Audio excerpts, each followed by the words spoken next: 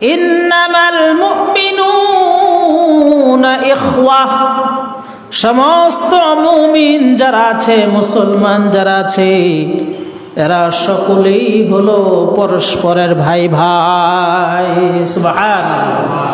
পরস্পরের ভাই ভাই উদাহরণ দেওয়া হয়েছে ভাইয়ের সাথে।